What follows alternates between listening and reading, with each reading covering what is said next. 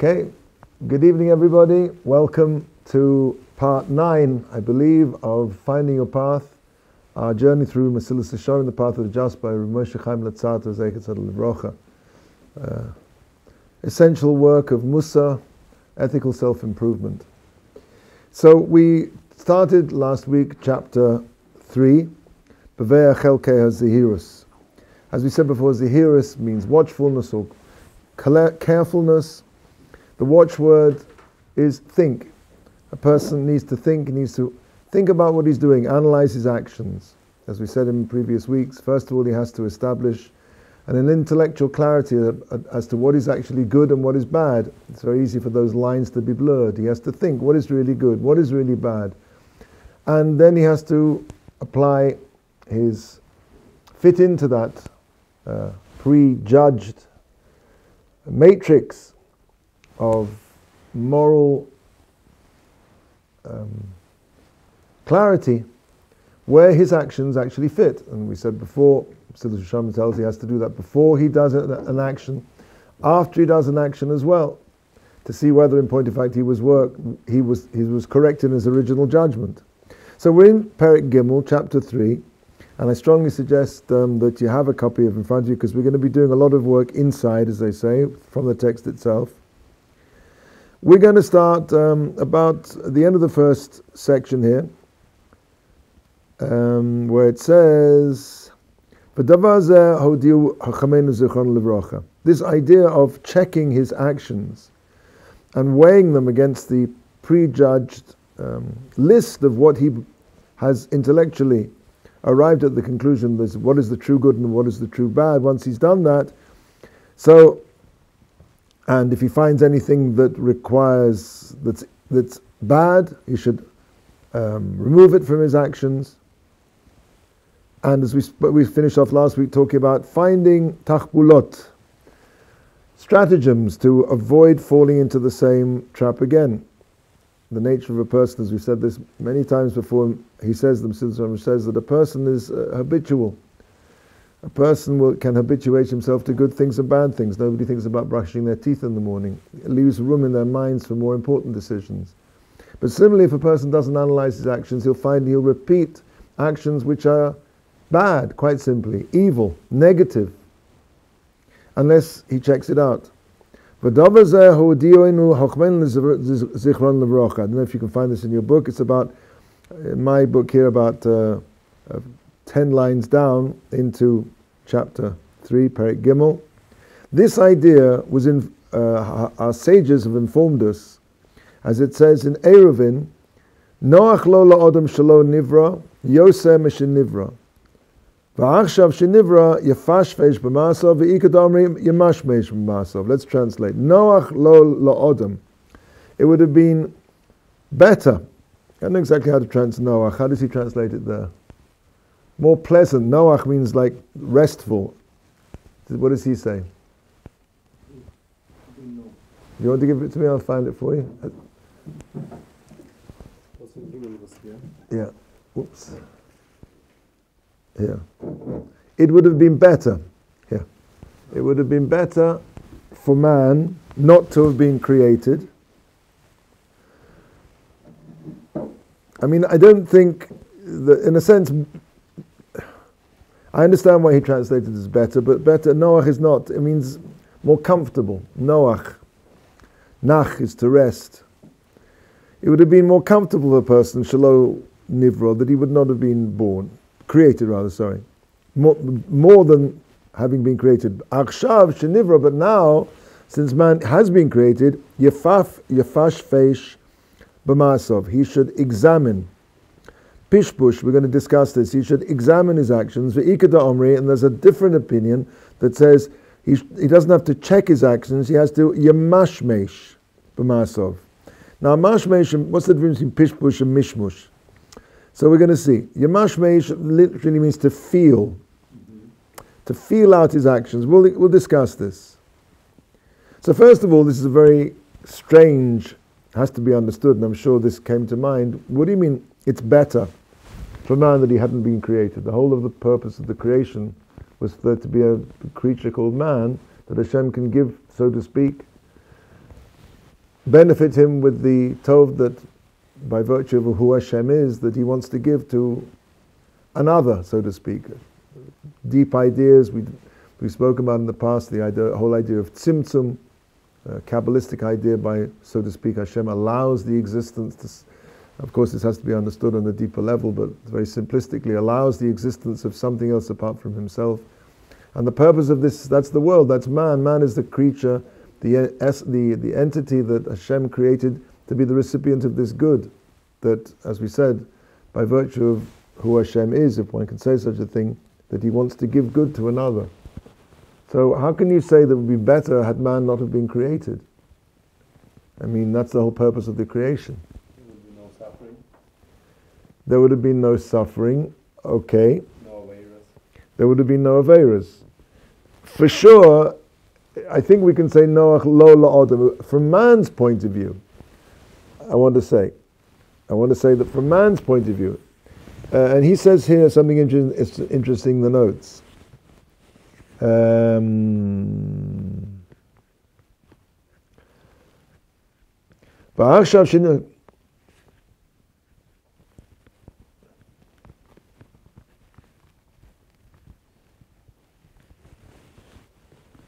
I've lost it now. I don't know what it is.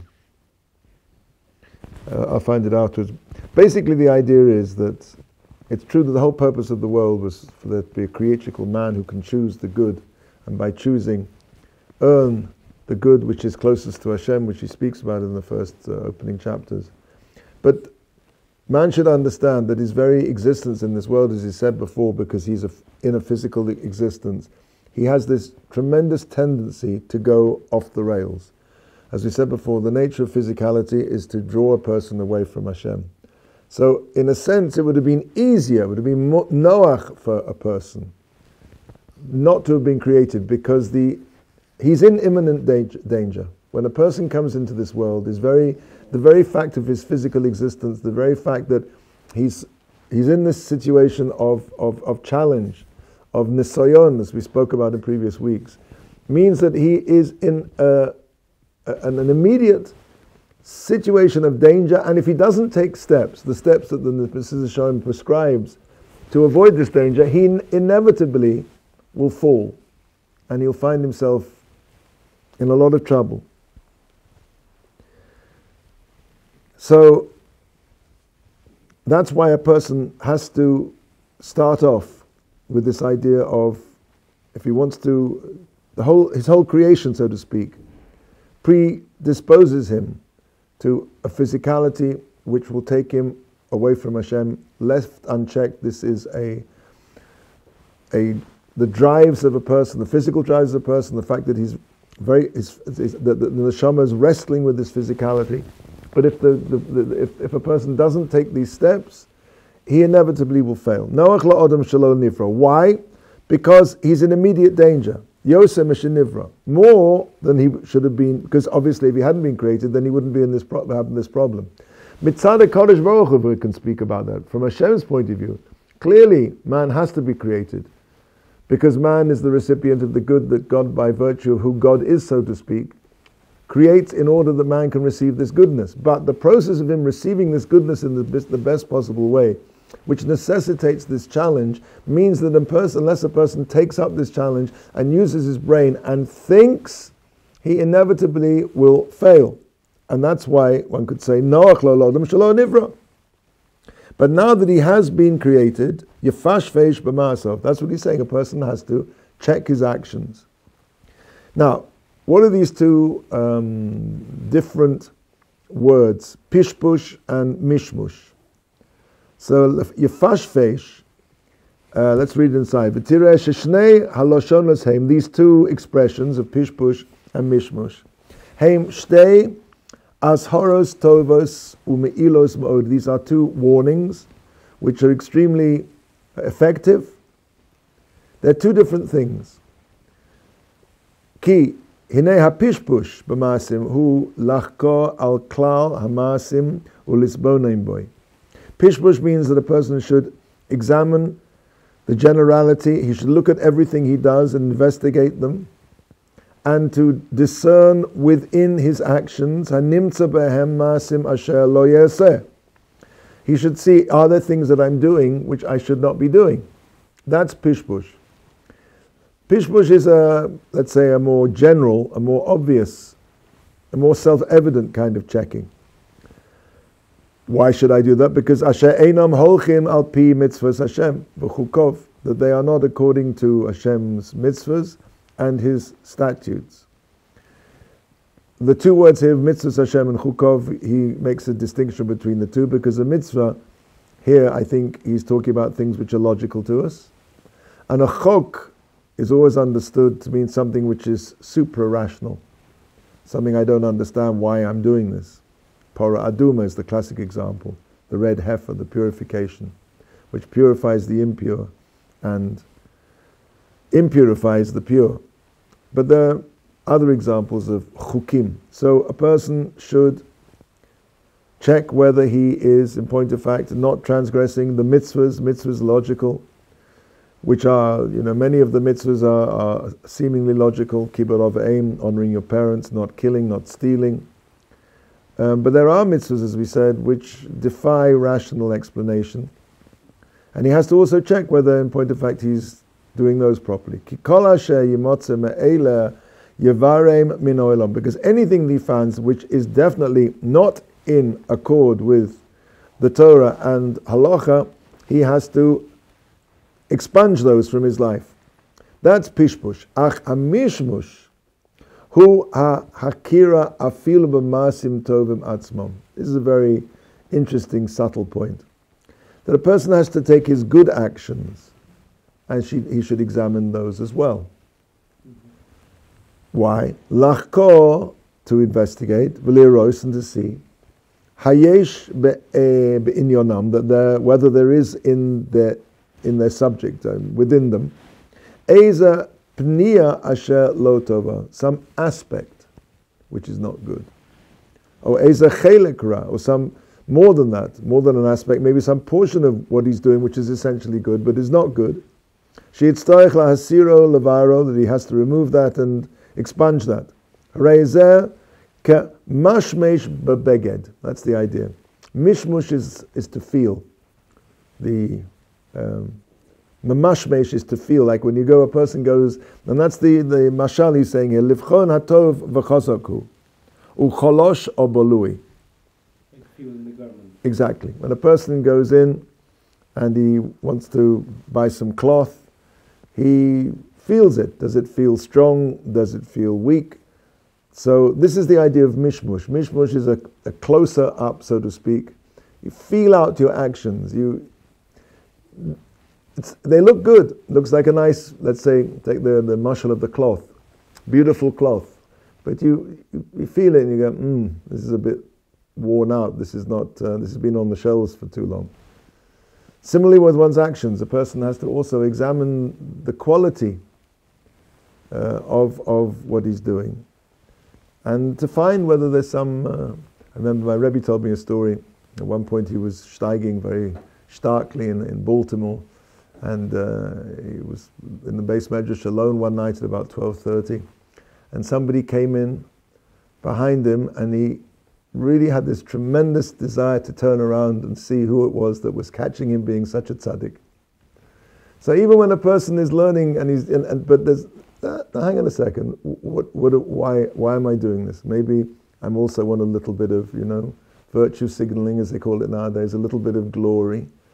So a person has to look at even at the good things that he's doing and see whether there's something in his actions which some part of it is not totally l'shem shamayim, is not totally for the sake of heaven, which is maybe selfish, or, as we said, maybe bound up with honor seeking. I think, if you look, we're going to see how important it is to examine your actions, but again, two ideas: a person has to examine his actions, he has to check, he has to think about what he's doing in the generality to make sure he's not doing anything which is clearly wrong, and even the things which he's doing right, to make sure that there's no aspect of those which are not beseda. Let's go on. Klal davar. The general principle is Yeh Adam me'ayin al masov kulam u'mefakech al kol devorov shelo yaniach la'atzmo hergel ra u'midara kol shekain aveira ufesha. Klal hadova. Let's go back to the beginning of the sentence and translate. The general principle is that a person should delve into, he should look closely into his actions, all of his actions, and superintend and check on all of his ways. There are two things here. One, the individual. There's an individual action, and there's also where is he going? Where maybe his actions in themselves are not bad. Maybe he's doing nothing which is wrong. But if he puts together these actions and he extrapolates them, a person has to think, where does this lead me to? Which derech am I following? Which way am I going? Each individual action by itself may be permissible, maybe okay. But when you add it all up, every masa, every action, when added together with all of your actions, comprises a derech, a path. And so a person has to check both of those, both the individual actions and also his ways, that he shouldn't leave in himself hergel ra, a bad habit, or midara, or a bad character trait. Now, of the two of these, clearly a character trait is much more difficult to change. A habit is also not so easy to change. But a habit can be broken by replacing that habit with another habit. It's much easier in life to replace than to repair. What I mean is that it's very difficult to desist from something if nothing positive is put in its place. The best way to change something bad is to replace it with something good. The best way, let's say a person has a problem that he looks at his phone. He has an iPhone in his room at night, and he can't resist looking at this phone. So there's one thing he can try and stop himself from doing that. But maybe, for that time, until he gets tired, he should replace that with something which is innocuous, like reading a history book. In other words, do something, and I'm not saying reading history is necessarily the most positive thing in the world, but compared with what you can see on your iPhone, it's surely a good idea. I mean, I just, by the by, mentioned some research that I saw that and we're talking even about something which is perfectly permissible and not in any way obscene, but the mere stimulation of looking in the dark at a colorful screen with movement and sound stimulates a person. It will not let a person, it does not relax a person. Anybody who knows that reading a book at night is the best way to go to sleep for many people. I speak for myself. It's good if the book isn't, I wouldn't suggest you read what they call a cliffhanger. Something where, what they call it now, a page turner. Something where you've got to, yes, what's happened? If you take something fairly, I like reading history, so history is it's quite soporific anyway. So, but something that, it's nice to read and it's relaxing, and so rather than that, and another thing, I'll just say this is a no-brainer. First of all, you never ever take, if you have a phone, I don't know if you have phones, some people in the yeshiva do have these iPhones or these smartphones, but if you do have a phone, do not bring it into your bedroom ever. Never, ever, ever bring the smartphone into the bedroom. And I promise you, you will change your life. If there's one simple thing that you can do, give it to your friend, give it to somebody in a different dorm room. Here it is, give it back to me in the morning. I promise you that that's probably the most positive thing. If you're not doing this, if you're taking your phone with you into your bedroom at night, don't. Lock it up, give it to somebody, whatever. Just it can never cross the threshold of your room, and you'll see your life will change. Okay, we're talking about not looking at things which are obscene. Of course, that's a different problem in itself, a vast problem nowadays. But one of the things you can do is to not even get to the point where you have this machine in the room with you, in a situation where you're vulnerable. So we got off a bit off the subject, but then, so a person has to think, supervise and see what his actions are and where his actions are leading. Maybe we could plug this in and say, a person, he's got himself under control, or he thinks he has, and he has a filter on his phone, and he takes his phone into his room at night, and what's the worst he can do? He can, look at some Mary Poppins or something and keep himself up all night, which is also not such a good thing. But maybe if the phone's there and he'll just, there'll be some ad for something which will catch his eye, and very quickly, God forbid, he can be in a terrible place. If you don't take your phone into the room in the first place, you never got, right? You never had the problem to start off with. So in other words, that could be an action which in itself may be okay, but it's going to lead you to somewhere where you're going to get into a big problem. So look at your actions and see where your actions are leading you to. And also, as we said, to make sure that there's no bad habit or a bad midah. Now, as I said before, a midah is something which is much more difficult to change than a habit. Habits are difficult to change. I suggest replacement therapy. Replace your bad habits with good habits. I remember somebody came to me, said he had tremendous, this is worth mentioning actually, tremendous problem getting up for davening in the morning. Not an uncommon problem. And, it's the wrong way around. I hope we've got some decent recording here. And so he said to me, what could he do to make it easier for him to go to davening in the morning? So I asked my Rabbi this, and he said, tell him to run everywhere he goes. Run to lunch. Tell me you want to run. Everybody likes lunch, right? Run to lunch. Run. There's a sefer called the Sefer Chinuch, which we're not quite sure who wrote it, but it's one concept, one idea is it was written by a Rishon for his son to learn on Shabbos afternoon. And he has a very, very interesting observation, which he puts in several ways, but one of the ways he puts it is, Achrei pu'ulos nimshechim halavavos. After the actions are drawn the heart. Odom nifal lefi pu'ulotov is another way he puts it. The idea is as follows. And really it's interesting because this took behavioral psychology about 1,000 years to come to this conclusion.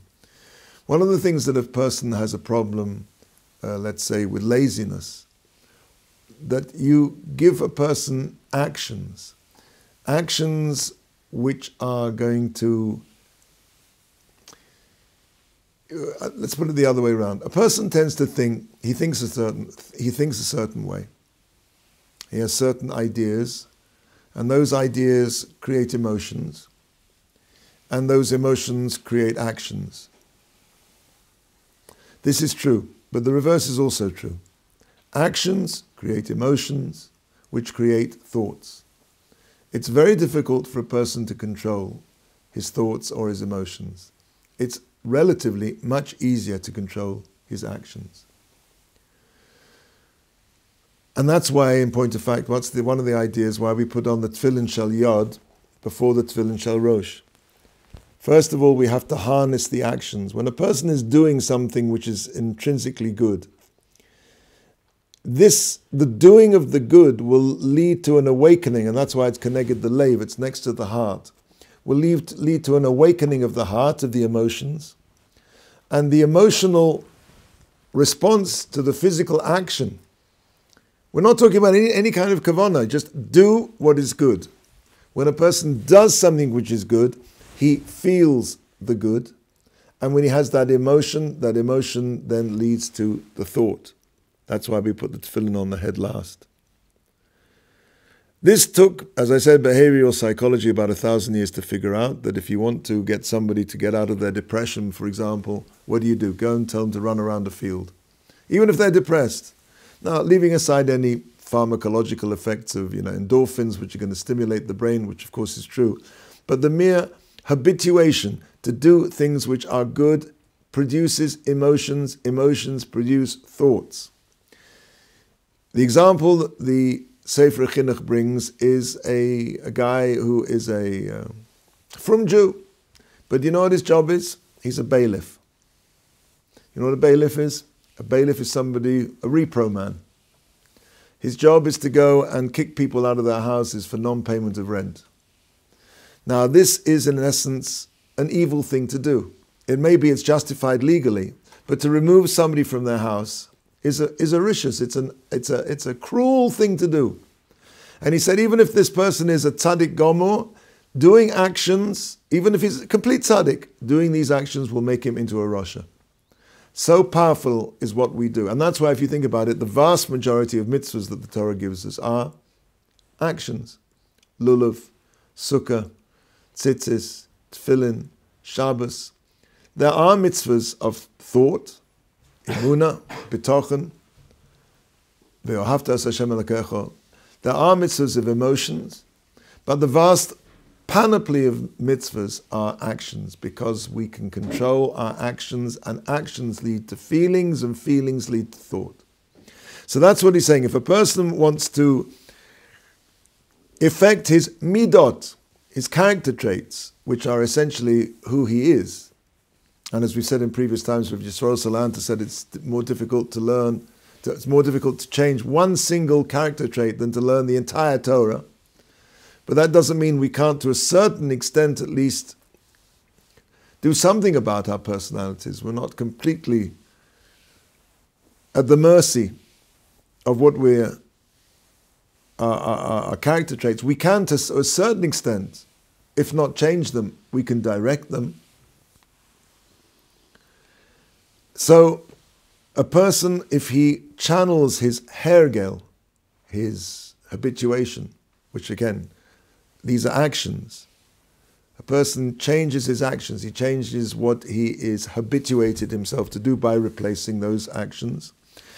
That eventually will lead to him being able to a certain extent, change his midot, his personality, which is something, of course, locked away from us much more than the physical actions that we can do. So a person has to check that. He has to check his habits, we said, his midot, not to have a bad midah, bad character flaw. Kol shekain, to make sure that he's not doing an aveira or a pesha. Just 1 second here. Does he say a note on this?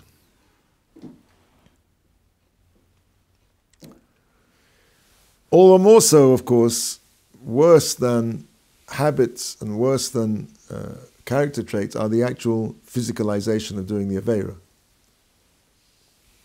Could be that aveira here is something which is a person does out of physical desire, and the pesha is like a willful sin. Okay. V'hineni roi tzarich ha'la'odam sheyeh medagdek v'shokel d'rochov dava yom b'yomo kasrochrim ha'gedolim asher yefalsu tomid kol iskehem leman lo yiskalkolu. I mean, nowadays this has come to like coming back to phones. People are in business. They're checking the stock market every 2 seconds on their phones. So why are they doing that? Because a person who's in business has to make sure that everything's going okay. And if something's not going okay, he has to take corrective action very quickly. Why should a person's midot be any different? Why should a person's spiritual life be any less than his business life? If a person is constantly checking, I'm not saying that he should do it, maybe he should do it. I'm saying that if a person looks at his business, at his phone every 5 seconds to make sure that his stocks are going okay or whatever it is, or however often he checks it, certainly that's what he's saying here. A person should see the necessity for himself that he should be medaktek, precise, v'shokel derochov, and evaluate, literally weigh his ways, davar yom b'yomo, every single day, kasocharim hagadolim, like the great merchants, asher yefalsu, who are, the word peles in modern Hebrew means a spirit level, who are evaluating, tomid, constantly, kol iskehem, all of their business, laman lo yiskalkalu, in order that it should not go bad, shouldn't have a crash. And what does a person do? What does a businessman do? I mean, back in the day, probably businessmen used to get the copy of the Financial Times together with the toast and tea in bed that the butler used to bring in. So why? Because the yikba, and he should fix itim, times, v'sha'ot, and hours lazeh. Shaloi mishkaloi arai ela b'kviyas godel. Kirav toladahu. We've talked about this in the past, but let's come back to it. A person has to set aside in a fixed, precise way, as he says. Let's just translate it. He should fix times and hours for this purpose of evaluation. That it should not be his evaluation, mishkaloi, arai, casual, ella rather b'kavius godol, with great, how do you say kavius? What does he say? He just saying for this grain, so that is not a fortuitous matter. Kavius means like fixed, like he should fix definite times every day that he sits down and he checks his spiritual world. He checks everything we've been talking to up till now. Checks his actions, checks his ways, thinks about what he did, thinks about what was bad, gets rid of that, thinks about what he did that was good, and examines whether it was totally good, and refines that. Kirav toladahu, because he says if you do this, you will get a tremendous result from this. But Rabbi, doesn't it contradict itself? Why? Like when you examine your whole day and you're like, oh, here I was good, or here was even better, or here was probably not so good. But like it also, like we said about feeling the mitzvot, then he would just like, oh, here I shined in mitzvah. You didn't do it for God, you did it for himself to feel good. See, the point is like, I think that a person will feel happy about doing the right thing. I don't think there's anything wrong with that. I think when a person does the right thing because he wants other people's praise, or that's what his intention is. But if a person should for sure feel satisfaction and encouragement, he has to encourage himself as well. He looks at today and he thinks, I got up, like a very good thing to do. I mean, I remember hearing by Rav Shlomo Zalman Auerbach, I think he said that somebody once asked him what he put his success down to. So he said, I always made sure that I arrived 10 minutes early for learning, or davening, I think he said learning, and I left 10 minutes after everybody else. So, I don't know about you, but I know that if I turn up, let's say 5 minutes early for davening, it's a completely different davening. 5 minutes early for davening and 5 minutes late for davening is not 10 minutes. It's a different world. So a person can feel, okay, tomorrow I'm going to get up and I'm going to get to davening 5 minutes early. And he does it. So he feels, wow, that was good, I enjoyed that. That's good. There's nothing wrong with feeling good about doing things that are right. Similarly, a person feels like he didn't get to davening on time. Why didn't he get to davening on time? Maybe there was a legitimate reason, but maybe it wasn't. Maybe he just, messed around or procrastinated. So he feels bad about that. Okay, fine. So what am I going to do? I'm not going to wallow in this. I'm going to do better. Tomorrow I'm going to, that's the person. That's why a person has to think, as I said, a good time to do this is at night, where you can run through the day. And but you fall asleep quickly. Yeah, you're right, but maybe you can do that before you actually get your pajamas on. Maybe just sit down before you say Kriya Shema Lamita, and spend whatever time that you think is necessary. It's also worthwhile, certainly, writing it down, keeping a diary. Partly because it's good to see your own progress, and it's also good to look back and see the things that were challenges that now have become good habits. So that also gives a person of encouragement. We all need encouragement. It's very important to make sure that you strengthen, you vindicate the things that you're doing that are good. I'm glad you brought that point up. Okay, so he says it has to be kaviyas godel. You have to make sure that it's fixed. You do this every day, every night, or every lunchtime, whenever it's good. You sit down and you analyze what you're doing in the ways we've discussed. Okay. Let's see how far we're going to get to today.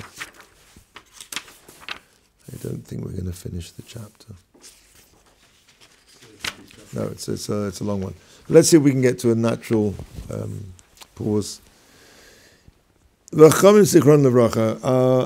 sages, a blessed memory, said in Bava Basra, Al Kein Yomra HaMoshlim Bo Cheshboin.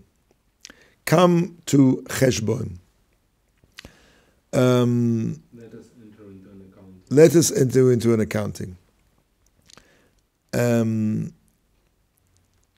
So it's the Gemara in Bava Basra, and that's where Al Kain. This is actually a posuk in Bamidbar. Al Kain Yomru Hamoshlim. Therefore, the what you call it this is actually a place Cheshbon. When Chazal darshan Cheshbon, the place, to mean something else. So he says Al Kain, says the Gemara, Yomru Hamoshlim. The Moshalim in the Posuk means people who make up Mashalim. A Mashal in English is a parable. Thus say the parable creators, come to Cheshbon. Says the Gemara, thus say Yomra HaMoshalim. Now, Moshalim has another meaning. Moshel can mean a ruler. Those who rule B'yitzrom, their Yetzer, their negative drive. Therefore, those people who've managed to dominate their negative drive, how? By this process we've been speaking up till now, a clear, honest analysis of what they're doing. Bo, come, v'nachshov cheshbono shel olam. That's the how do you say the pun on words. Let's come and make the cheshbono shel olam, the calculation of the world. What is this calculation of the world? As follows: Hefsed mitzvah keneged scharo. The loss of doing a mitzvah as opposed to its reward. V'schar aveira, and the reward of an aveira, of doing a sin, keneged hefsedo, juxtaposed with the loss from doing an aveira. Now, this needs a bit of understanding. I mean, how can you lose by doing a mitzvah? By the intentions. Money. Yeah. Nowadays, if you want to, they say a joke, which I think the joke gets truer and truer every year. Why do we call matzah lechem oni, poor bread? Because by the time you finish paying for it, you're going to find lechem oni. No, it's a joke, but it's like all jokes, has some truth in it. I mean, nowadays people, very rich people, will pay thousands of dollars for a piece of fruit at Sukkot. And, all power to them, because they show the chavivus of the mitzvah. And if they have the money and then, they want to be mahadeh in the mitzvah, kol hakavod. But at the end of the day, you can't say that it's not a loss. You're losing money. But balance that with also you're losing time. You could be off doing something else. You're losing time, you're losing money. Sometimes, if you stay up all night on Shavuos, you could be losing sleep. You could be losing a lot of things doing mitzvahs. But calculate the loss that mitzvah caused you against the reward that you're going to get for it. And schar aveira. Now, what's the reward of an aveira? Pleasure. Nobody does an aveira unless there's something pleasurable in it. So, there for sure, there's a schar in the aveira. And he said, I noticed in the notes that the greater the schar of the aveira, the greater the loss, the greater the punishment. So, the schar aveira, let's say, limited, the instantaneous gratification of doing that aveira, whatever it is, keneged hefsedo, as opposed to the loss that caused you. That is but only somebody who has, this is what we're saying here, only those who are moshlim b'yitzrom, those people who have started to do this calculation, which we've been speaking about up till now, can start to make this calculation. Because otherwise a person's not aware in the first place that he's losing out or he's winning. He's not aware that he's not concentrating on what he's losing by doing these aveiros. So only a person who makes this cheshbon and understands what it is that he's losing and what it is that he's gaining in both calculations, he can make, let's make the cheshbon shel olam. That is the calculation, quote unquote, of the world. V'zeh ki ha'eta amitis hazos lo yuchlu l'seis oisa v'lo liros amitosa ela oisam shekava yotzu metaches yad yitzram u'moshelu bo. And this advice, true advice, as we said, calculate the loss of a mitzvah, keneged schara, vice versa, the schara vera, keneged hefseidah. This is something, this eita amitis, this true advice, is not possible to do unless, to see this, the truth of this statement, unless a person has already come out from under the hands of his yetzer u'mosh lu bo, and dominated it. Ki misha hu adayin chovush b'masa yitzro, because somebody who is as yet still trapped in the cage, in the prison of his yetzer, ein of rois ha'emes hazos, he's not going to see this truth. Ve'ein yochol lahakira, and he's not going to be able to recognize this. Why? Ki ha'yetzer masama es einov, because the yetzer hara blinds his eyes, mamash, quite literally, v'hinei hu kacholech b'choshech, like a person who's going in the dark, yesh lefonov michsholos, that has in front of him stumbling blocks, concrete blocks in front of him, ve'ein einov rois osam, and his eyes do not see them. V'hu masha omr zichron levracha, that's what it says in Bava Metzia, toshes choshesh vahi laila, you have placed darkness, and behold, it's night. Two things. We're going to see here, there are two things here. Zeh ha'olam hazeh. When the Pasuk's talking about toshes choshech v'hi laila, it's in Tehillim, Psalms, that is referring to olam hazeh, which is like, compared, similar to night. V'havein kama nifla ha'mayma ha'miti hazeh. Just come and see how amazingly true this saying is. L'mi shema mik lahavin bo, for the one who troubles to analyze it.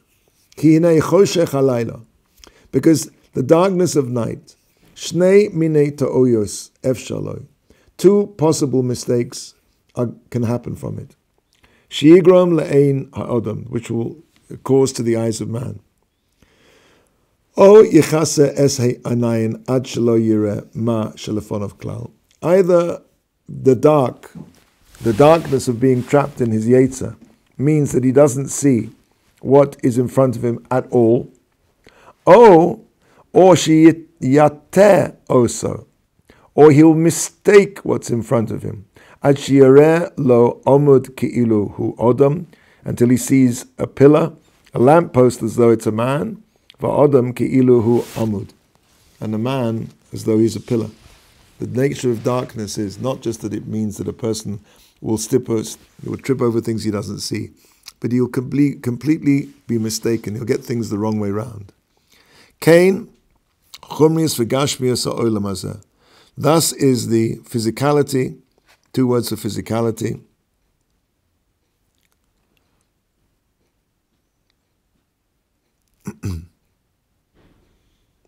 So he wants to say here in the notes, chumrius is the tendency to go after this world, and gashmius is the actual, what this world has to offer. It blinds the eyes of the hinehu choshech halayla le'ein haseichel. It's the darkness of night, the eye of the intellect. V'gorem lo shtei tuyos, and it causes two mistakes. Ha'achas, the first, einu maniach lo shireh hamishkalos shebedarke ha'olam. He doesn't let him see the stumbling blocks that there are in the ways of this world. V'nimtza'im hafasoyim holchim. And it comes that silly, foolish people go, lebetach, with tremendous confidence, v'noflim, and they fall down, v'ovdim, and they're lost, mikol, mibli, shehigiyom pachat tichila.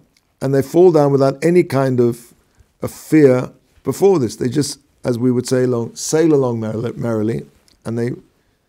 V'hu ma'asha omru, it says in the pasuk, derech rishoyim ka'afela. The way of the wicked is darkness. Lo yodu b'ma koshelu. They have no idea what it is that they stumble over. V'oimeno says orum ra'ara v'nista v'soyim ovru v'nenoshu. Orum, the one who literally his eyes are uncovered, it means naked. The one who has eyes in his head, his eyes are uncovered. He sees the evil and he hides from it. And the foolish transgress and they're punished. V'oiman, it says, ukasil misaber v'moteach. That the fool, misaber, he does the avera and he's very certain what he's doing is correct. Ki libam bori lahem ku'ulam, v'noflim terem yodu. This is longer than I thought.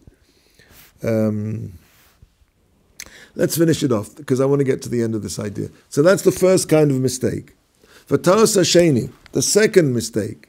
V'hu kasher min harishon, and this is worse than the first one. Who? Shemat'er riyosam ad sheroim hara ki'ilu mamish tov.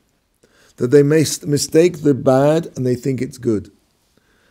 V'hatov ki'ilu hora, and the good as though it's bad. U'mitoch kach mischazkim, they strengthen themselves. U'machzikim ma'aseihem haroim, and they increase they do things which are wrong because they've completely got things the wrong way around. Ki ein dai shechasem ehem nuriyas emes. It's not sufficient. It's not enough that they just don't see what the truth is.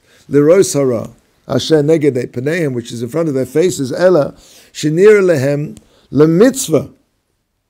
They see it as a mitzvah. I'm sorry. No, shenir lehem limsoy royes gedolas, that they find great proofs.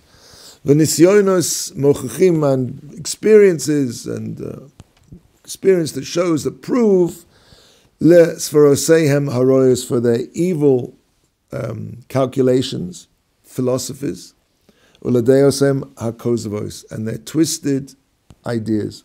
I was just thinking that nowadays, you see, we'll finish here, but you see nowadays how there's been an entire sea change in the attitude of people to human sexual activity, which the Torah considers in many places bans completely.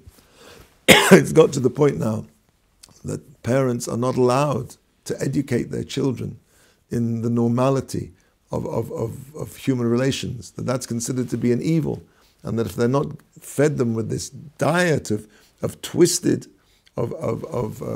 understanding of human relations, physical relations, that's in a way, they're to be rebuked, and how dare they not to. I mean, the most terrible things, I don't have to go into details, are going on with young children who change their genders. I mean, it's unbelievable how people can take their mistaken ideas and they can believe, and as he's saying here, bring all these proofs for their twisted, wrong opinions, because they do not see what the correct truth is. So, again, just to sum up, what we're talking about here is a person has to analyze the true good, the true evil. He has to fit into that, what his actions are before and after he does them. He has to separate from his actions retrospectively to make sure that there's no bad habit, bad midah, or bad action. And then he has to be mashmesh. He has to check even his good actions to make sure there's nothing awry with those. And the only way he can do this properly is to set aside times in a completely structured way that allows him to do this and to build within himself an ability to see the truth of that statement, of the calculation of schar mitzvah keneged hefseda, neged schar avera neged hefsada. Okay, we'll see you next week, B'ezrat Hashem. Kol tov.